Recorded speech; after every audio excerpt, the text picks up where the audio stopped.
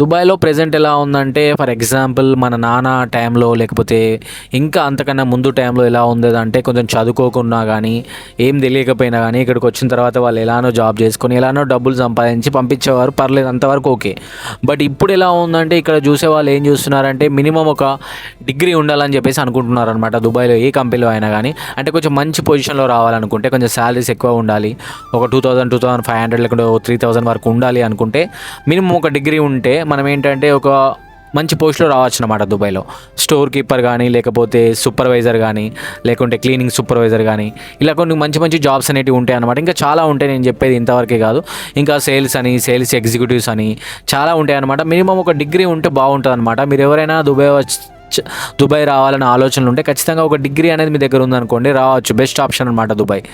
So ఇక్కడ చాలా jobs ఉంటాయి. మినిమమ్ డిగ్రీ ఉందనుకోండి, చెప్పుకోవచ్చు ఎవరికైనా నా దగ్గర డిగ్రీ ఉందని చెప్పేసి. ఇప్పుడు మా కంపెనీలో కూడా ఉందన్నమాట. మా కంపెనీలో చాలా మంది మినిమమ్ డిగ్రీ చేసిన వాళ్ళే ఉన్నామన్నమాట.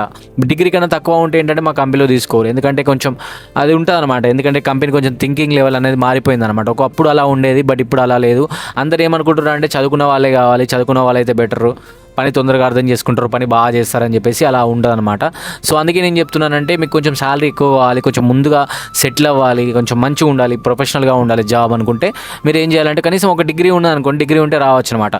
ఇక అది కూడా లేదు నా దగ్గర, అలాంటి ఏం లేదు, నేను ఎక్కువ చదువుకోలేను, నాకు చదువు ఎక్కువ రాలేదు, నేనైతే ఓన్లీ ఇంటర్ చేశాను, 10th క్లాస్ పాస్ అయ్యాను అనుకుంటే మాత్రం అయినా కూడా రావచ్చు, పర్లేదు. కానీ ఏంటంటే కొంచెం పని అనేది కొంచెం తక్కువగా, వేరే రకమైన పని ఉంటుంది అనమాట. క్లీనింగ్ పని కానీ, లేకుంటే హెల్పర్ పని కానీ, లేకుంటే కిచెన్ హెల్పర్, ఇలా కొన్ని చిన్న చిన్న జాబ్స్ అనేవి ఉంటాయి. అందులో సాలరీస్ కూడా తక్కువ ఉంటాయి అనమాట.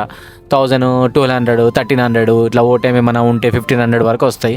సో ఫుడ్ కూడా మీరే మేకింగ్ చేసుకోవాలి, రూమ్ అయితే ప్రొవైడ్ చేస్తారు. సో మీకు అలా ఉంటుందన్నమాట. సో నేనేమంటున్నానంటే కొంచెం సాలరీస్ ఎక్కువ ఉండాలి అలా ఇలా అనుకునే వాళ్ళు ఏంటంటే మినిమం డిగ్రీ చేస్తే బెటర్ అన్నమాట. ఇంకా చెప్తాను, ఇంకా మీకు ఎలాంటి మంచి మంచి జాబ్స్ ఏముంటాయి, ఇక్కడ క్వాలిఫికేషన్ ఏంటి, ఏ జాబ్కి ఏంటి అనేది మీకు ఏమన్నా నాకు ఐడియా ఉంటే చెప్పండి. మీకు ఏమైనా డౌట్స్ ఉంటే నాకు చెప్పండి, నేను మీకు చెప్తాను అనమాట. ఓకేనా? Thank you.